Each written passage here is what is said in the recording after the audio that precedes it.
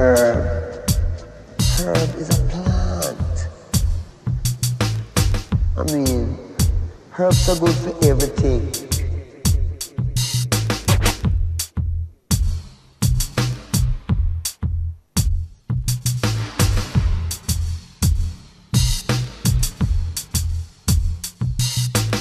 Herb.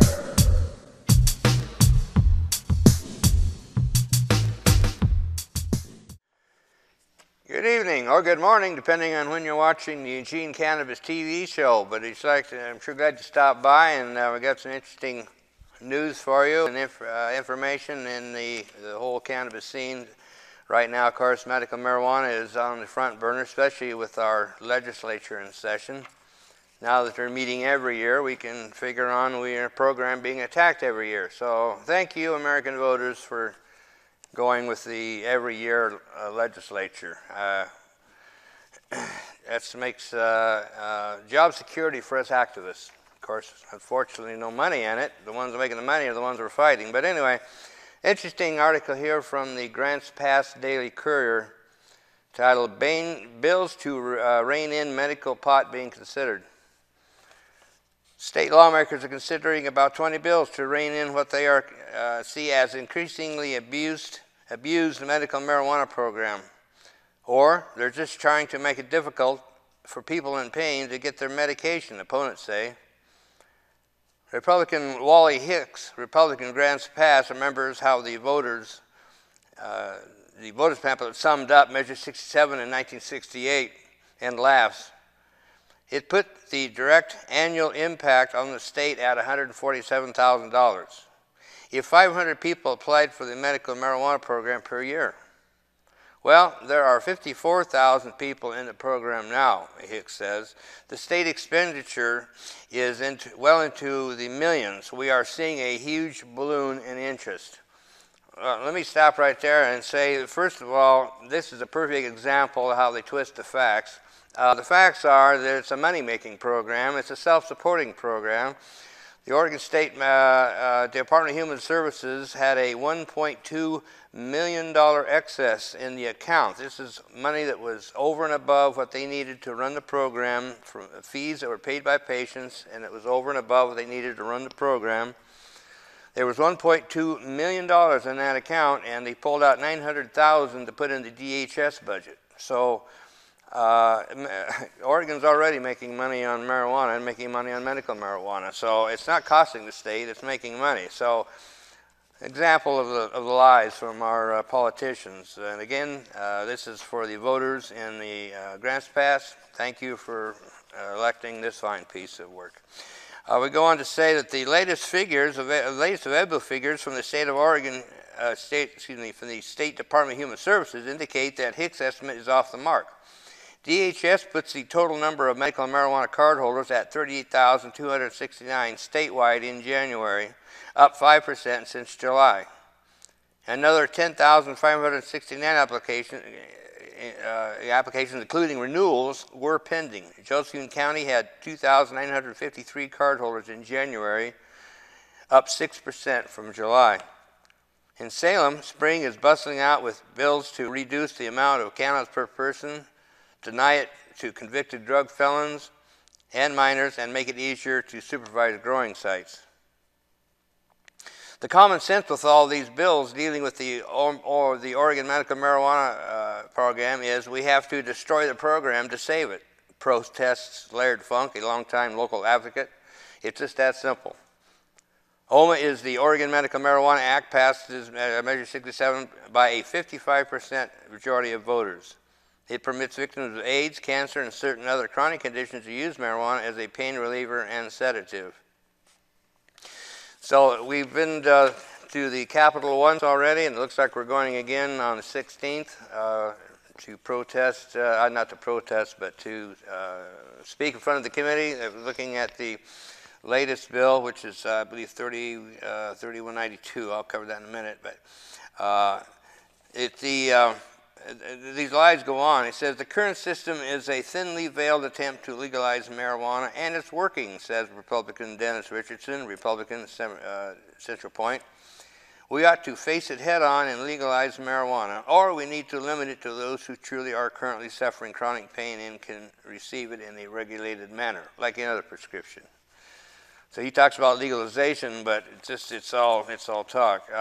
Senator Jason Atkinson, Republican Central Point, says a tremendous number of people in the Applegate, Cave Junction, and other areas have contacted him in the last 18 months, indicating they believe neighbors with medical marijuana cards are distributing the drug. Of course, we have our opposition. We have some great people. Lori Duckworth is the executive director of Southern Oregon NORML. She's saying that she contends that raids last month on compassion centers places that issue cannabis to cardholders in exchange for donations in grants passed were limited to fall one day after the introduction of House Bill 3202. Among other things, House Bill 3202 would lower the limit on mature marijuana plants from 6 to 2 per cardholder at any one time. For us, that's not realistic. For patients who may use their medicine in an edible form, making oils, liniments, lotions, things like that. The same is true for reducing the amount of usable marijuana ready for consumption to 1 ounce at a time, according to Funk. That's 1 week's worth. And so after that, you get 40,000 felons. So again, these are the kind of things that our legislature seems to be in session and seems to be trying to make more criminals of us all. And of course, that goes on in all aspects. Of course, the latest is the cell phone. Now we're making more and more criminals of us by using the cell phone. So it just goes on and on. Like I say, the police state is well and thriving in the state of Oregon, especially. Washington State Senate passes a medical marijuana dispensary bill. It says the Washington State Senate last Wednesday night approved a bill that would allow for licensed medical marijuana dispensaries on a vote of 29 to 22. The bill, SB 5073, was approved only after lengthy debate and after several amendments opposed by supporters. And after several amendments opposed by supporters were adopted. So Washington's moving forward with the dispensary bill through their legislature, and here we have our legislature trying to destroy our program. So. As the world turns. And then this is a really interesting letter from a gentleman that we know on our list by the name of James Bugman. He is a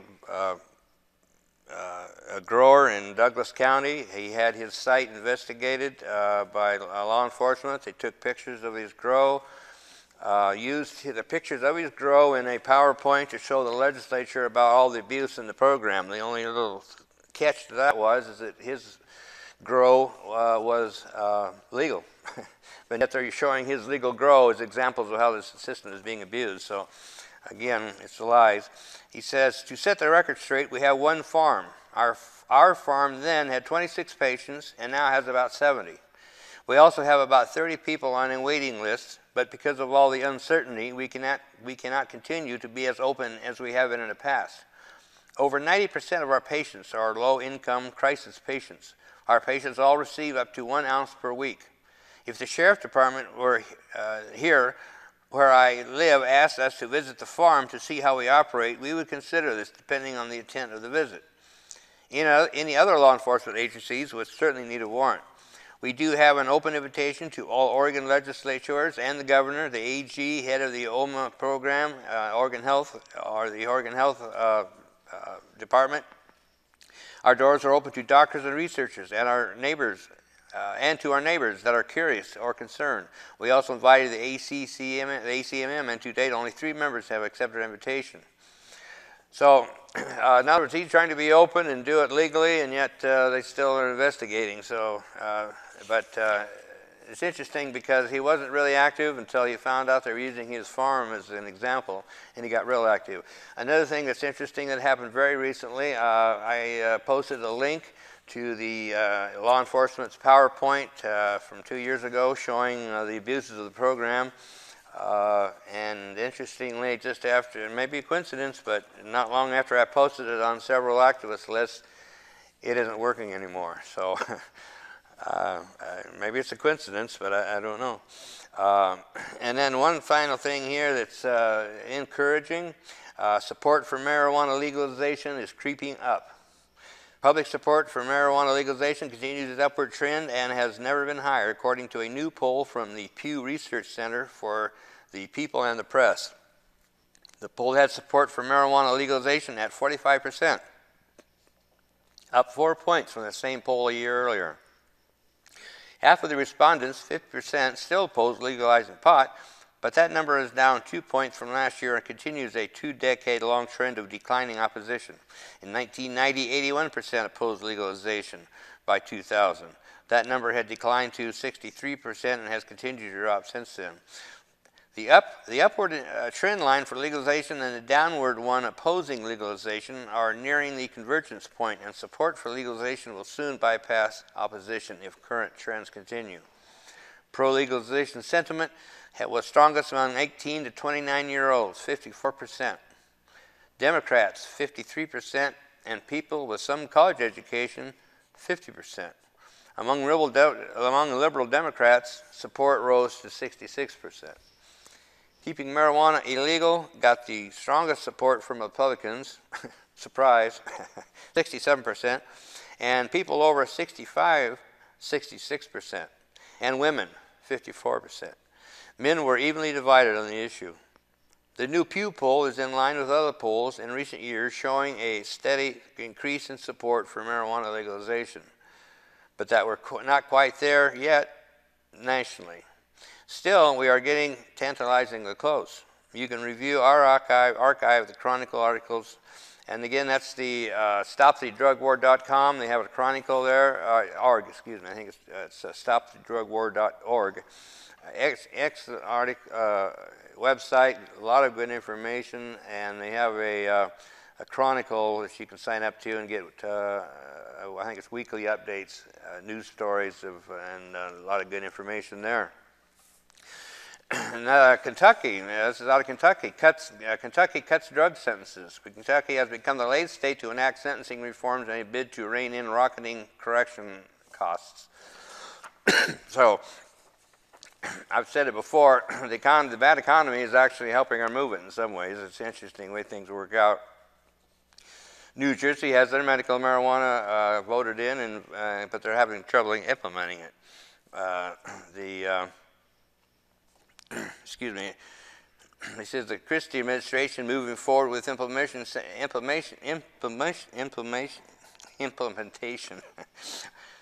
saying it is accepting applications for dispensaries or alternative centers, although it won't name the applicants. But the legislature may move to invalidate all or part of the regulations, and if it does that, it isn't clear what will remain for the program either. So my voice is starting to go, so I probably need to move on, but we've got some good videos up for you, information.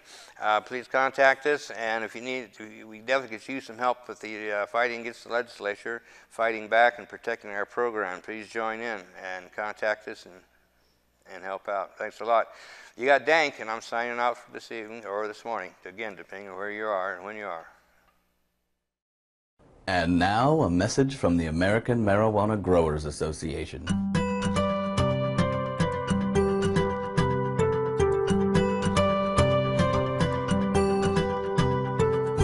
Hi, I'm a farmer, and I work hard every day to grow high-quality marijuana, the biggest cash crop in these United States.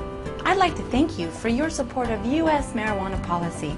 Because marijuana is illegal, I don't have to pay taxes. Even better, prohibition leads to artificially inflated prices, which means a better quality of life for me and my family, as long as I don't get caught.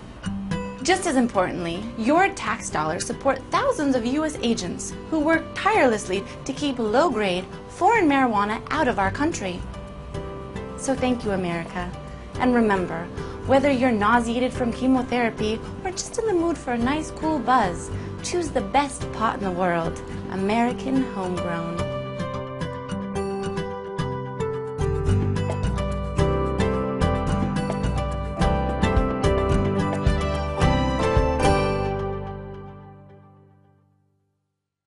This is LK backstage at Hempstalk 2010 with John Trudell. What'd you think of the event, bro? I'm sorry. No, it's a good event. Good No, it's what else can I say? It's a good event. That's what I think of it. Yeah. good energy here. I like that. Well, I know that I totally enjoyed your show, but I've been a fan for a while. So, is there anything new in the makes for your fans that might not be aware of? Well, we just released a CD, Crazier Than Hell, and it's an internet release. You got to go to Mother's World Media. I mean, I know they have it, or one of my websites, johntrudell.com, whatever, but it's an internet release, Crazier Than Hell, and that's basically what's really happening now. And then we're getting involved in this idea of what we call Hempstead Project Heart, hempsteadprojectheart.com, all right? But you can't Google it. You got to put in that little address thing up there on the computer, but hempsteadprojectheart.com, and that's really about, we think it's time to start focusing energy on hemp specifically as an alternative energy and economy and something that's healthy for the earth.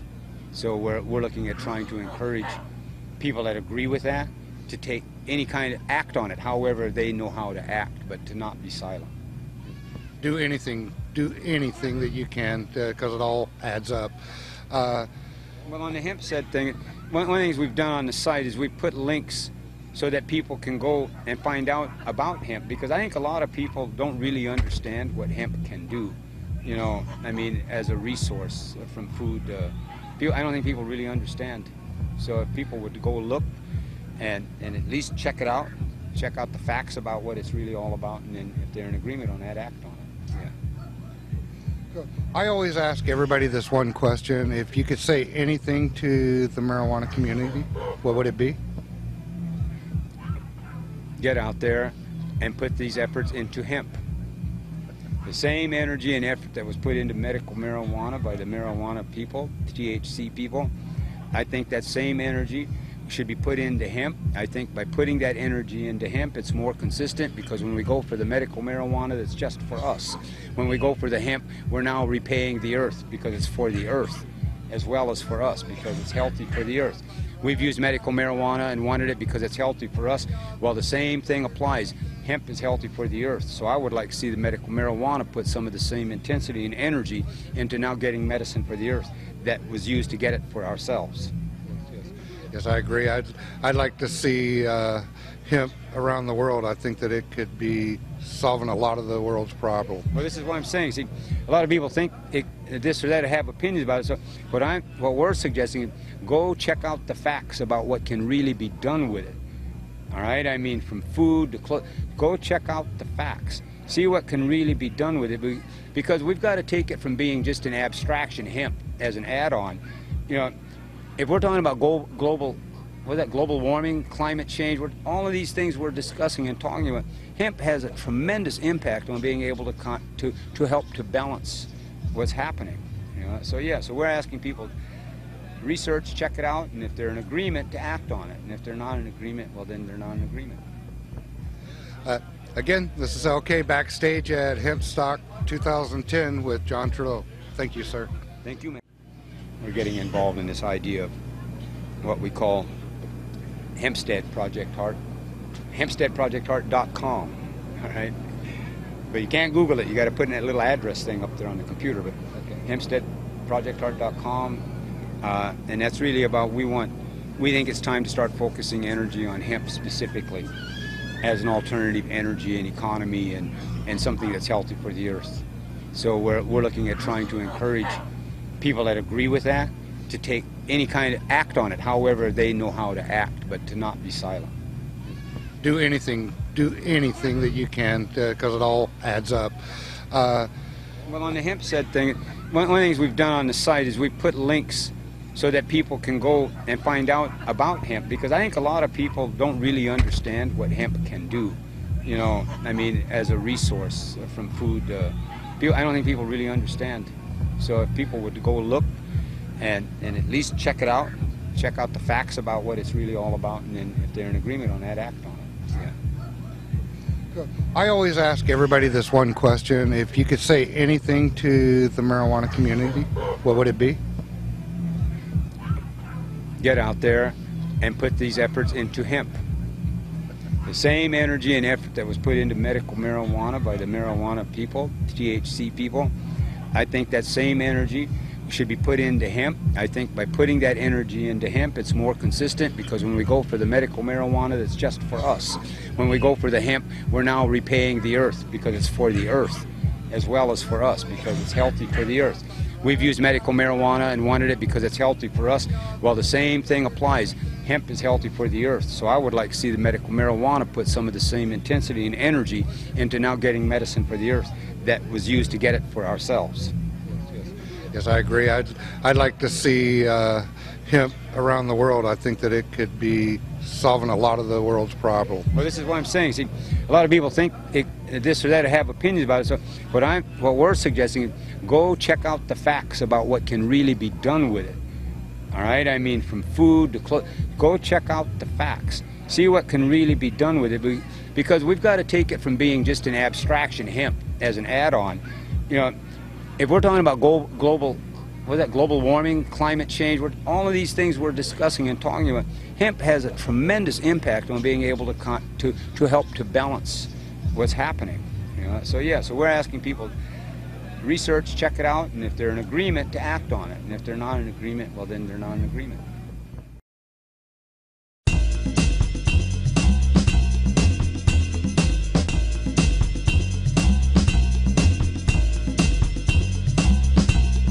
Well, what is cannabis? Cannabis, of course, is a medicine. I think it's important to say that no medication is going to work for everybody all the time. It's a specific for migraines, it's a specific for seizures. The take on the plant is that it's symbiotic with the human. You can get something that's natural, that has literally zero side effects. It works as almost a ubiquitous inhibitor of a lot of systems in the brain. The science is absolutely clear.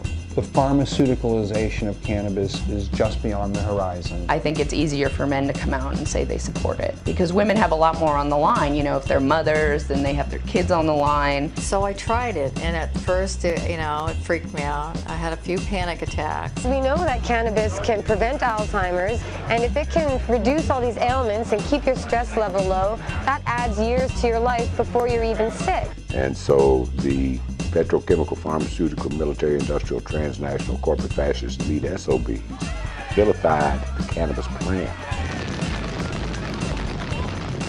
We're all grown up now. We're not in the closet anymore. We don't give a fuck what you think. We smoke marijuana. But once you just let go with it and just be, it does so many things. Opens consciousness, opens the doors of perception, expands consciousness, and puts you in a receptive state. I like to say when I give lectures, I start off by saying I smoke pot and I like it a lot. Part of what we're doing with Oregon NORML is trying to maximize the Oregon Medical Marijuana Act and try to help the patients that truly need the medicine. America's ready for a change in the marijuana laws. We're reached critical mass to change this critical mass. Let's hope we can all live together in peace and harmony, love, and legalize marijuana, for God's sake.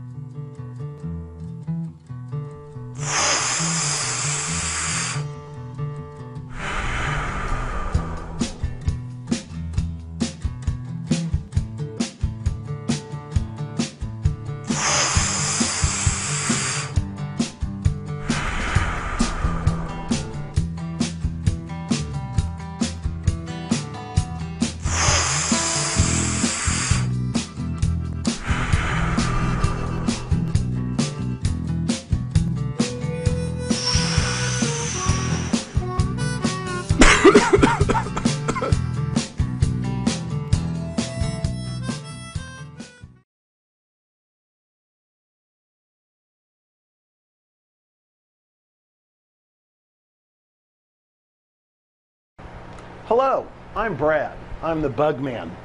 I'm here in a licensed medical marijuana grow facility. They're growing an alternative medicine to help people who are suffering the effects of cancer, chemotherapy, intense pain. They're doing the Lord's work here. Now, to get these plants to grow so well with a high amount of medicine, it's ideal grow conditions. Ideal for the plants, ideal for spider mites, whitefly, fungus gnats. They're starting to notice some problems on some of these plants. These are green lacewing eggs. It's a very affordable way to control problems with spider mites. Conditions like this, a spider mite could go from an egg to an egg-laying female in 8 days. One spider mite female will produce 1 million spider mites in a room like this within 30 days. It's easier and more affordable to prevent a problem than to cure it. So they've just started to see a problem. Green lacewing are a general predator. Take the eggs, we sprinkle them on these cards that have an adhesive.